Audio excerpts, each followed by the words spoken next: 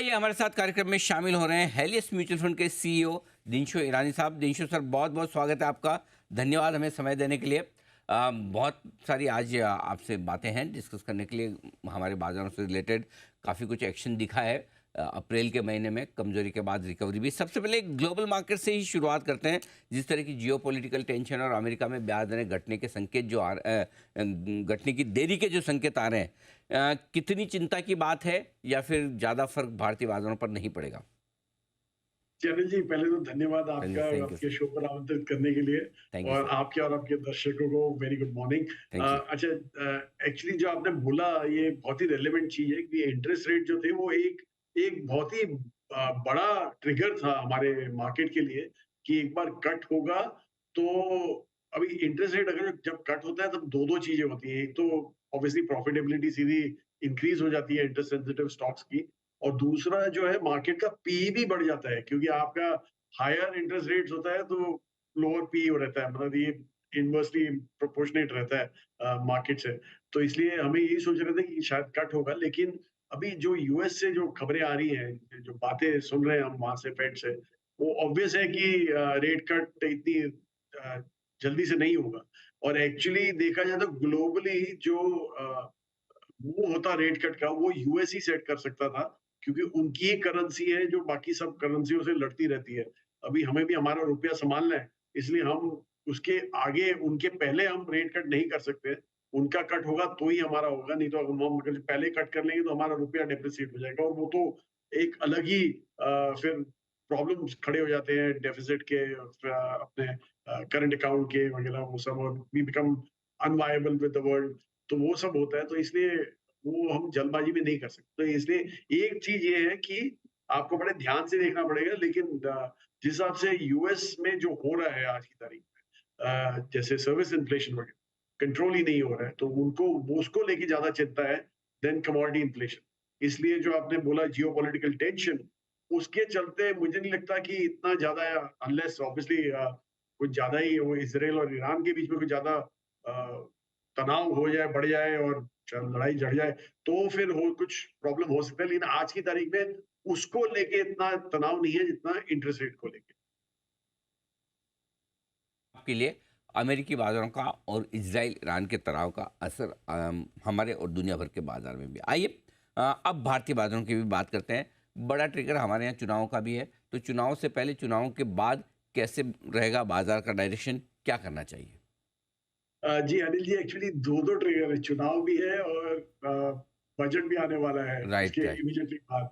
तो इसलिए तो हमें लग रहा है कि ये पीरियड में, और एक्चुअली आप इस बार तो जो चुनाव है वो 1.5 महीने के होने वाले हैं, ऑलरेडी चालू हो चुके हैं, इसलिए आपने देखा है कि, और उसके बीच में जो र्यूमर्स घूमते हैं वगैरह वो सब बाजार के साथ बहुत ही ज्यादा उथल-पुथल करते हैं नॉर्मली।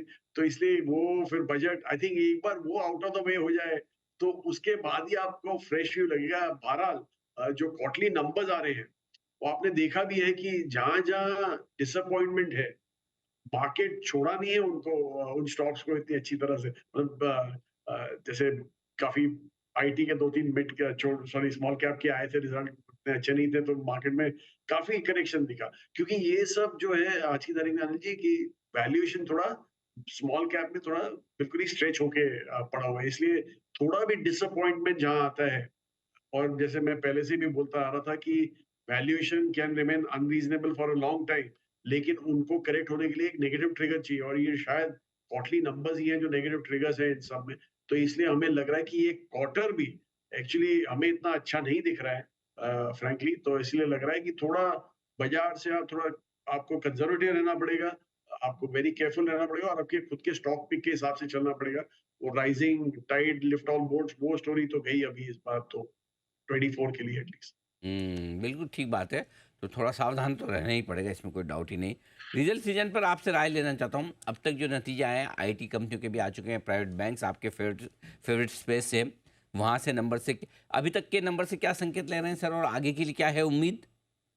सो अनिल जी, एक्चुअली एक डिसअपॉइंटमेंट ये था, नॉर्मली क्या होता है अर्निंग सीजन में जो शुरुआत में रिपोर्ट होती है कंपनियां, वो नंबर हमेशा अच्छे ही रिपोर्ट होते हैं, क्योंकि जिनका अच्छा रिजल्ट होता है वही पहले जल्दी आगे रिपोर्ट करना चाहते हैं। पर इस बार आपने देखा है कि जो आपके स्मॉल और मिड कैप स्पेस में जो रिपोर्ट हुए हैं वो नंबर इतने अच्छे नहीं थे। इनफैक्ट शुरुआत में ही इतने गंदे नंबर दिखे हैं। मतलब गंदे तो नहीं बोल सकते, लेकिन या थोड़ा एक्सपेक्टेशन से कम थे। तो वो देख के आपने देखा कि क्या बड़े-बड़े करेक्शन दिखे आपको अ, सम स्टॉक्स में, किसी-किसी स्टॉक्स में। तो हमें लग रहा है कि ये क्वार्टर एक्चुअली देखा जाए, ओवरऑल मार्च का क्वार्टर, एक थोड़ा-सा डिसअपॉइंटिंग क्वार्टर रहेगा बाज़ार के लिए, क्योंकि जो ग्रोथ आपने जो दिसंबर से पहले जो 6 क्वार्टर थे, उनमें जो ग्रोथ देखा था उससे थोड़ा नम ही रहेगा यहाँ पे। और एक्चुअली डिमांड भी देखिए आप मार्केट में, इतना ज़्यादा डिमांड, मैं एक्चुअल मार्केट की बात करूँ, वहाँ पे इतना ज़्यादा डिमांड ग्रोथ वगैरह भी नहीं दिख रहा है हमें। और ये इंडिकेशन एक्चुअली आपको दिसंबर में ही मिल गया था, जब end off season cell actually 1 महीने से प्रीपोन हो गई थी। और दिसंबर के तीसरे या चौथे हफ्ते में ही चालू हो गई थी end off season cell. Normally festive season में नहीं होता है एंड ऑफ सीजन सेल, वो जनवरी में पुश ऑफ हो जाता है, क्योंकि इन्वेंट्री बिल्डअप होती है तो पुश ऑफ होता है। इस बार तो पहले ही इन्वेंट्री बिल्डअप होगी, तो हमें क्लियर था कि डिमांड थोड़ा कंस्ट्रेंट हो रहा है, कंजम्पशन स्पेस में थोड़े प्रॉब्लम हो रहे हैं। तो इसलिए हमने पहले ही सोच लिया था कि थोड़ा हल्का हो जाइए इस स्पेस में, और जो पैसा है वो थोड़ी डिप्लॉय यहाँ-वहाँ कर दिया हमने दूसरी जगह पे। हमें दिखता है अच्छा। तो ये रिजल्ट सीजन पर पूरा का पूरा आउटलुक दिनशो सर की तरफ से। सर, एक और चीज़ जो जानना चाहता हूँ, इस वक्त क्या आपको अच्छा लग रहा है निवेश करने के लिए? आज से कहाँ पैसा लगाना चाहिए? जो अनिल जी, एक्चुअली आपने एक चीज़ बोली जो शुरुआत में, कि फाइनेंस की कंपनियाँ भी आई थी, वो मैंने टच अप नहीं की उस पे। हुँ, हुँ। उनके नंबर, बैंक से प्राइवेट सेक्टर बैंक के जो नंबर आए थे वो तो बहुत ही बढ़िया थे, फॉरवर्ड इंडिकेटर्स भी बहुत बढ़िया थे। तो इसलिए हमें हमें तो वो स्पेस तो बहुत ही बढ़िया लग रहा है। और एक्चुअली हम तो जैसे हम बोलते हैं कि आप अगर जो पास में भी देखें, जो इकोनॉमीज़ बढ़िया करती हैं, वो फाइनेंस तो एक बहुत ही बड़ा अ, ज़रिया रहता है उसको पुश करने के लिए, वो इकोनॉमीज़ को। तो इसलिए वो तो एक गिवन है। अ, आपने अंडर परफॉर्मेंस देखा था फाइनेंस कंपनी से काफ़ी टाइम से। हमें लग रहा है कि अभी आगे चल के वही होंगे, और उसका काफ़ी बड़ा वेट है हमारे इंडेक्स में भी। तो वो आगे चल के वही है सेक्टर जो इंडेक्स को भी सँभालेगा, और ऑब्वियसली हमारी इकोनॉमी को भी पुल अप करेगा। इसलिए वो सेक्टर तो एक गिवन है। कंज़म्पशन का मैंने जैसे बोला आपको कि थोड़ा ये क्वार्टर और प्रोबब्ली जून क्वार्टर में आपको थोड़ा आपको दिखेगा कि थोड़ा रिजल्ट्स इतने बढ़िया नहीं आ रहे हैं वगैरह। लेकिन उसके बाद ऑब्वियसली कंजम्पशन पिकअप भी आने वाला है, क्योंकि पर कैपिटास बढ़ने वाले हैं, तो वहाँ पे भी पिकअप होगा। तो वो एक और स्पेस है जो आप देख सकते हैं। और तीसरा स्पेस है हमारा डिफेंस का, जो हमें बहुत पसंद है। चौथा इंफ्रा है प्ले हमारे पास, हमें हमें वो भी काफ़ी पसंद है, इंफ्रा इंडस्ट्रियल्स वगैरह, तो वो भी काफ़ी पसंद है। तो इसके हिसाब से आप अपना पोर्टफोलियो बना सकते हैं। और ऑब्वियसली थोड़ा जो इमीडिएट शॉर्ट टर्म में आपको थोड़ा संभालना पड़ेगा, अदरवाइज लॉन्ग टर्म तो बहुत ही बढ़िया है हमारे देश के लिए। बैंक्स वगैरह तो आप लंबे समय से बुलिश है। आपने डिफेंस अभी भी अच्छा लगता है सर? बिल्कुल जी, बिल्कुल। एक्चुअली हमें तो ये लग रहा है कि डिफेंस का नौ हम एक आउटसोर्सिंग बेस बन जाएँगे दुनिया के लिए। क्योंकि हाँ। आप देखिए, जो ग्लोबल तनाव जो हो रहे हैं, उसमें एक्चुअली अभी डिफेंस स्पेंड सबके बढ़ रहे हैं। और इनफैक्ट यूरोप भी डिफेंस स्पेंड बढ़ा रहा है अपने। तो ये सब सप्लाई कहाँ से आएगा? एक फ्रेंडली देश से ही आ सकता है। और India is a very friendly देश है, क्योंकि ग्लोबली आप देखें तो काफ़ी हद तक हम बड़े नम्र रहते हैं नॉर्मली। तो इसलिए हमारे से एक हो सकता है कि हम एक बेस बन जाए ग्लोबली। और इसीलिए आपने देखा है कि काफ़ी टाई अप भी हो रहे हैं डोमेस्टिक में इंटरनेशनल प्लेयर्स के साथ। तो इसलिए हमें वो तो बहुत ही अच्छा लगा। Okay, interesting. तो डिफेंस शेयर, अच्छा सर, एक कल है ना, समीर सर का एक ट्वीट मैंने पढ़ा था।